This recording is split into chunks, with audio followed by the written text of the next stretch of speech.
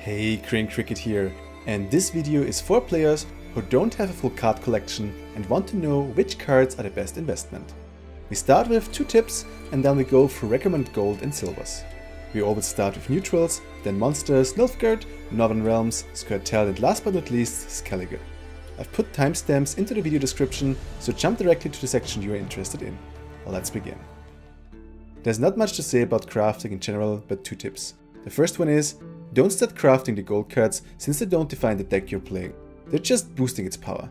Try to craft all necessary bronzes and silvers first, while using substitute golds in the meantime. Adding the golds later will further increase your win rate, but only golds without a solid deck core won't take you far. My second tip is, focus on 2 decks from 2 different factions. It's very tempting to try out new stuff all the time, but if you want to get up in the ladder early and therefore get more rewards for completing your collection, then try to focus. If you're bored with one deck, then jump to the other one and focus on selecting cards for the 2 factions when you open kegs. Don't mill cards from other factions though, since at some point you want to switch and then every card you already have will help you big times. Now let's move on to the core of this video. Which gold cards should be crafted first? Let's start with the neutral ones, since you can use them in every deck regardless of the faction. Those are the cards I would go with. Geralt Igni is probably the most versatile card which can fit into every deck. By lining up enemies or simply by hitting a big buffed up enemy, this card can easily get you 20 points and more. Muzzle is not as potent point-wise, but can steal an enemy engine like a greatsword, making it impossible to be reused again by the enemy. If you just kill it, it could be rezzed by a Priestess of Freya, for example. Vesemir in combination with Mandrake is very potent in the current meta, while it not only hits for amazing points if you, for example, hit up a buffed up Ren warrior, but it also disables entire decks. The enemy plays Emily Sabbath, play Mandrake and the enemy will forfeit pretty soon. Mandrake on an enemy Calved will also deny the usage of Kahir, for example. Check out my other deck guides or play a lot of games with it to master this, because Mandrake is often the key to winning a game. Triss Telekinesis and Dandelion Poet fit into a broad range of decks as well, since they enable you to play a card and get 6 extra points. The difference is that Dandelion lets you draw a card and then play something from hand, while Triss either uses an enemy bronze spell or a spell you added to your deck like Reconnaissance. Playing Triss that way allows you to always tutor for a bronze card in your deck. Last but not least, I would also recommend Gold Weather, since in the current meta Weather Clear is not used often. When played at the right time, those 2 can generate a lot of points for you. If you want to get rid of small units or you play Scorched, then choose Strahd, otherwise I would go with Ragnarok because it will hit for slightly more value while not killing off 1-point units. For monsters, I would recommend this card. Whisper's Tribute is a monster version of Vesemir, with the benefit that it can pull Monster Nest in addition because it tutors organic cards. If you already crafted Vesemir, then I would not go for it, but if you focus on monsters, this is a great choice. Graveyard Hate is pretty powerful in the current meta, so a card like Caretaker can often interrupt an enemy's game plan by stealing him his resurrection target. The Empire of Nilfgaard has quite some potent gold cards, and depending on the decks you want to focus on, you may want to choose between those cards.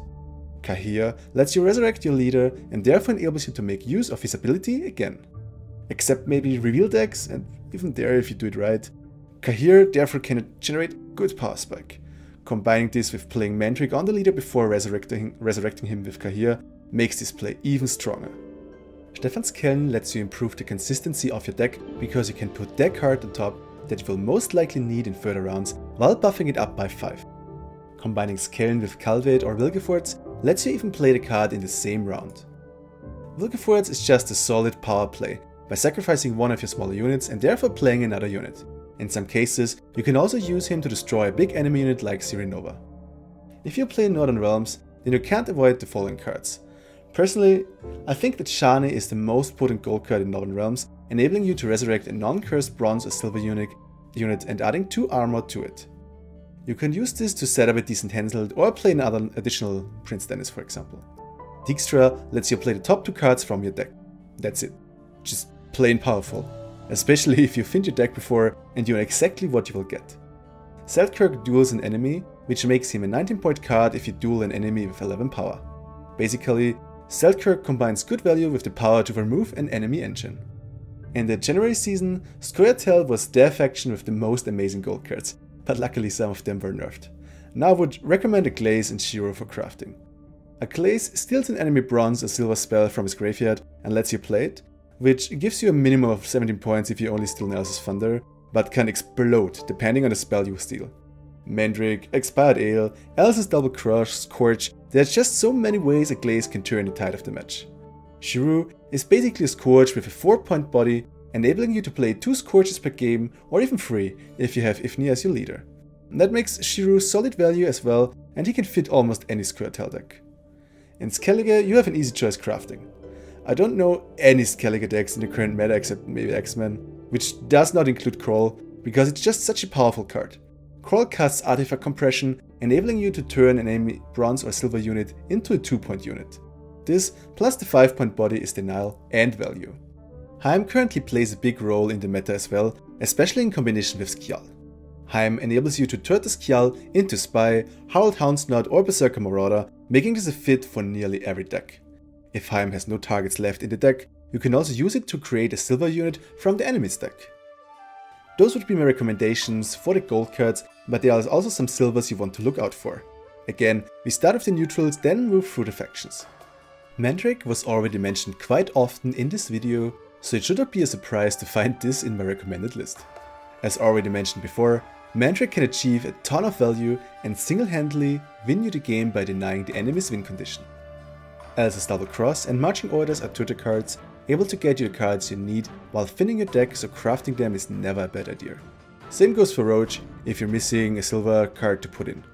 He adds some extra punch to your gold cards or prevents an enemy from dry passing if you start off with Gold Weather. Before we start with the factions, one word about spies and mages. All of them are worth crafting. Having a spy and not having a spy can be the difference between 1 card up and 1 card down, so invest a little extra scrap and get them. Every mage of every faction has the ability to weather clear, which is a good thing to have when you need it. Most of them have some sort of denial, or at least some spell that will generate value, and each of them can generate weather. So they combine weather clear, denial and solid points in one card. If you don't know what to craft, probably a mage is a good idea. Let's start with monsters. Monster Nest is a card that gives you options, and having options wins you games. It can give you carryover with Baba Gazi, a lot of points with Ghoul or other useful monsters depending on the situation. If you also crafted Whispers, then you have the easy access to this card as well. Osril consumes a unit from you or your enemy's graveyard, and like Caretaker can be used to deny the enemy's winning strategy while getting a lot of points in return. Especially in the current meta, this often proves useful. Nilfgaard features my personal favorite card of the game, as Sire. She enables you to put back 2 cards into the owner's deck, which again lets you destroy the enemy wins condition. But she also lets you set up your own deck by putting back cards you have already played to play them again. Joachim is solid value and thinning, searching for a random LoL unit from your deck, buffing it up at 10 and playing it. If you play Joachim through Rain Farm, then your Velo Spike with Joachim will be quite big. For Northern Realm, I would recommend those cards. Reinforcement lets you tutor basically any bronze or silver unit except Spy and Mage, which gives you options, and options are good. Probably I should say that way more often. Prince Stannis plays a random non-spying bronze or silver unit and adds armor to it. The benefit of Stannis is that you can also decoy him, triggering his ability again. And by resurrecting him with Shani, you can even play him a 3rd time. Ronvid is 11 points, but if he dies then he will come back as a 1-point unit at the end of your turn. Since he also has the crewman tag, he basically acts as a permanent crewman, and if you include machines in your deck, then you should also include Ronvid. Squirtle has 2 cards I can recommend to craft first. Hattori lets you resurrect a Squirtle card lower or equal to his power, enabling big value spikes. For example, you play Hattori and resurrect an Elven Scout. Next round you play a decoy onto him, which makes him a 60-point card, enabling you to resurrect half of Hunters for a total decoy play of 18 points. Barclay is pretty popular in this meta in combination with Cleaver because of the amazing value this combo can put out. He will pull a random dwarf from your deck and strengthen it by 3, which makes sense in every deck running dwarves or in the coin flip elf decks. The last faction we'll take a look at is Skellige.